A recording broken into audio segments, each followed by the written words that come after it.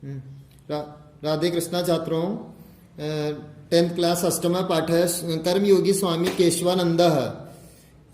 ये 8वां पाठ अपन पढ़ने जा रहे हैं। स्वामी केशवानंद से जन्म पौष मासे 1940 तमे विक्रम संवत्सरे ईस्वी 1883 राजस्थान से सीकर जनपदे मगलूणा ग्रामे अभवत्। अस्य पितुर्नाम ठाकुर श्री डाका इति मातुश्च नाम सारा इत्यासीत्।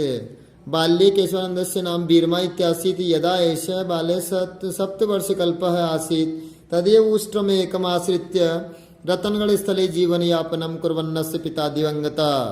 स्वामी केशवानंद का जन्म पौष महीने में 1940 विक्रम संवत में ईस्वी सन 1883 में राजस्थान के सीकर जिले के मगलूणा गांव में हुआ।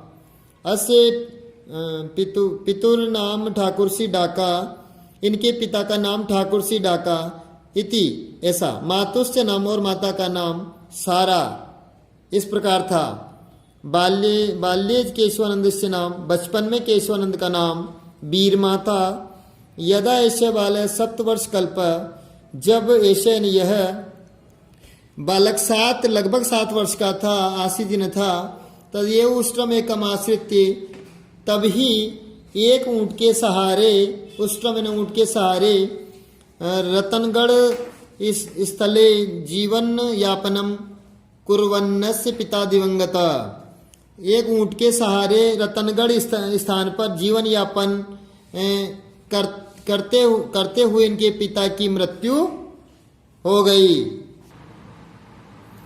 पितुः प्रयाणात् प्रागे विपन्नतायां श्रेष्ठगृहेषु गोधूमादिपेषणं पात्रमार्जनम् इत्येवमादिभिः कार्ये यथा कञ्चित् कालयापनं कुर्वती अस्य बालकस्य वराकी माता इदानीं वेधव्यकारणादितोऽपि विपदाभिभूता अभवत्। पितुः प्रयाणात्, पिताजी के मृत्यु के बाद, प्रागेव पहले ही, विपन्नतायाम गरीबी के कारण, श्रेष्ठ गृहेषु सेठ के घर में, गोधूम आदि पेषणम गेहूँ को पीसना, पात्र मार्जनम बर्तन साफ करना, इत्येव आदि भी कार्य यथा कंचित कालम यापनम कुर्वती इत्यादि काम को जब कभी इत्यादि कार्य करते हुए जीवन यापन करती है। अस्य बालकस्य वराकी माता, इस बालक की बूढ़ी, वराकी ने बूढ़ी माता, इदानीम वेदव्य कारणात् इतोपि विपदा विभूता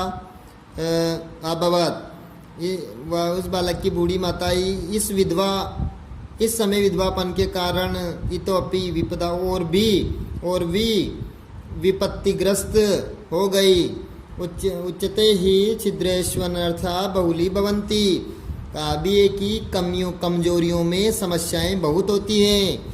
छिद्र कमजोरियों में बहुत समस्याएं होती है। इदानीं मातु सहयोगाय बीरमा, इस समय माता के सहयोग के लिए बीरमा बालकेन गोचारण कार्य आरब्धम, बालक बीरमा ने गाय चराने का कार्य आरंभ किया।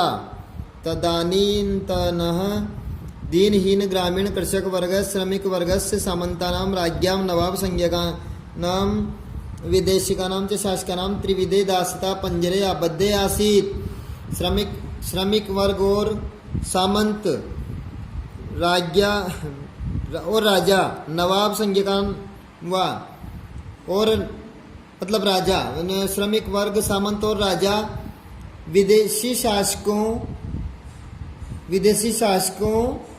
विदेशियों और शासकों के तीनों की दास्ता के पिंजरे में बंधे हुए थे। रौरव नरक प्रायः ही तेषां जीवनमासीत्। रौरव नामक नरक ही उनका जीवन था। अयम पुनः गंडस्योपरि पिटकः संवृत यत् भयंकरो दुर्भिक्ष कालम समापन्नः। यह फिर से गंडस्योपरि पिटक मतलब फोड़े पर फोड़ा, समस्याएं, फोड़े फुंसी जो होते हैं उसके ऊपर, कहने का मतलब है कि समस्या के ऊपर फिर समस्या हुई। भयंकर दुर्भिक्ष काल समापन्न, कि भयंकर अकाल पड़ गया। 56 अकाल इति विख्याति विक्रम संवत 1956 तमस्य तस्मिन् दारुणे दुर्भिक्षे प्राण धारणमपि दुर्भरम आसीत्। 56 वो 1956 में के कारण इसको 56 अकाल कहते हैं। कुख्यात मतलब कि गलत तरीके से प्रसिद्ध 1956 इस भयंकर अकाल के कारण प्राणों को धारण करना भी दुर्भर हो रहा था।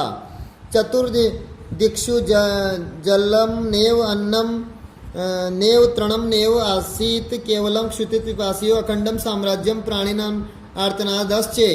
चारों चतुर्दिक्षु यानी चारों दिशाओं में पानी नहीं, भोजन नहीं, तिनका नहीं मतलब जानवर के लिए घास भी नहीं था, केवल भूख और प्यास का ही अखंड साम्राज्य था। प्राणी नाम आर्तनादस्य और प्राणी मात्र में त्राहिमाम था। शमी वृक्षणाम त्वचम भरोट संज्ञकम घासम च खादित्वा मनुष्यः यथा कंचित प्राणान रक्षितवन्तः।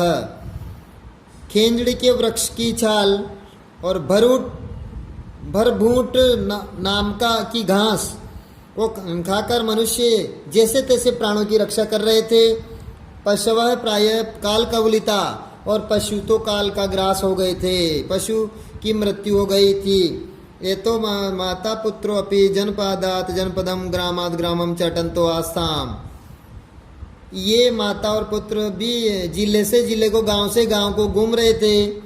अस्मिन् एवांतरे सततम दुर्भिक्ष प्रतारणे जर्जरिता बलवदवस्व स्वस्था च बीरमा जनन्यपि 16 वर्ष देशीयम इमं किशोरम एकलम विहाय दिवम प्रयाता। इसके बाद लगातार भूख की प्रताड़ना से कमजोर और अस्वस्थ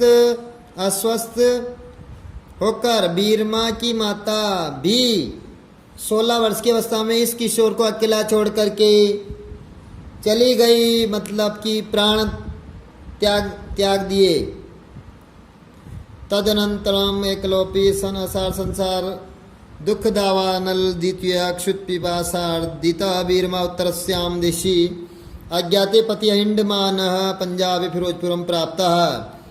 उसके बाद अकेला ही बिना सार वाला संसार, असार संसार में दुख की अग्नि, दुख की दावानल में दूसरा भूखा और प्यासा बीरमा उत्तर दिशा की ओर अज्ञात रास्ते पर हिंडमान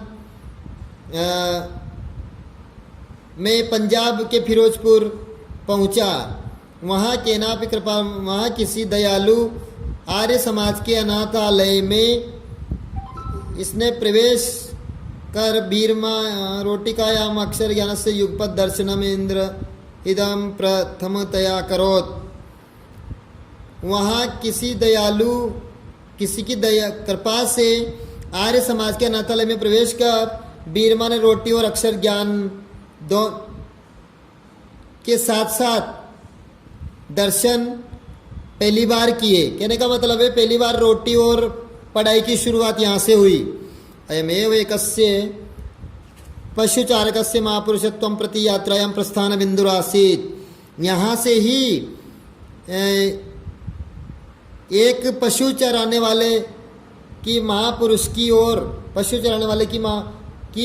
महापुरुष की ओर यात्रा का प्रस्थान बिंदु शुरू हुआ था।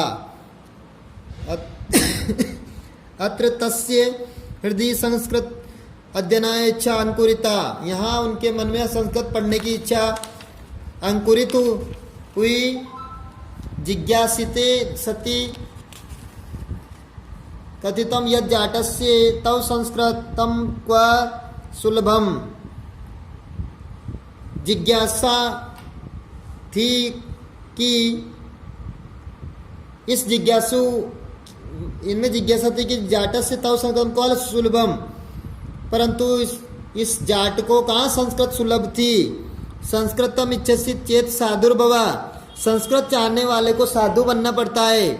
तद अनु 1961 विक्रम संवत 1904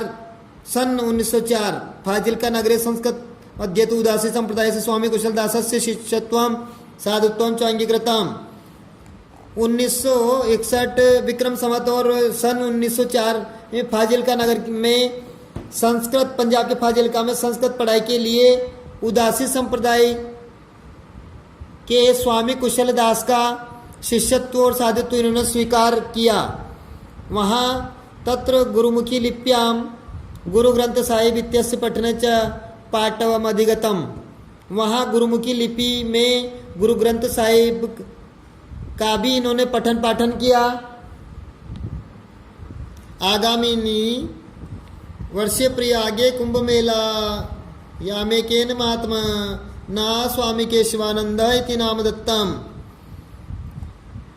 आगामी वर्ष में प्रयाग में कुंभ के मेले में एक महात्मा ने इन्हें स्वामी केशवानंद ये नाम दिया।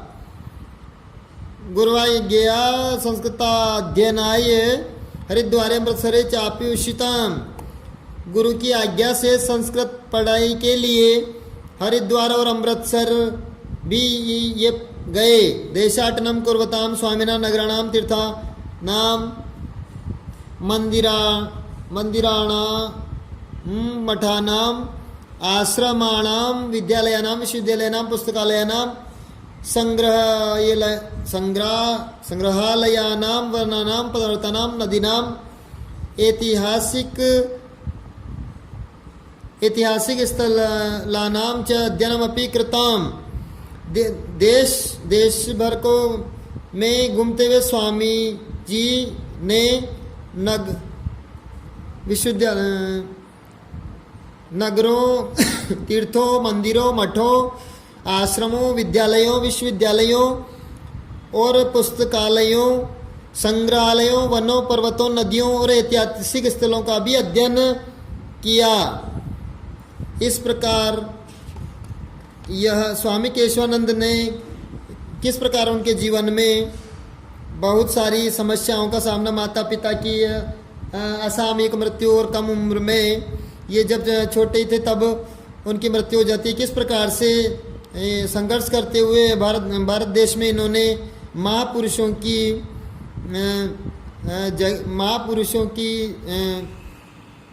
विद्वता हासिल की। ये पाठ लंबा होने के कारण आज हम यहीं तक इसका अध्ययन करेंगे। राधे कृष्णा।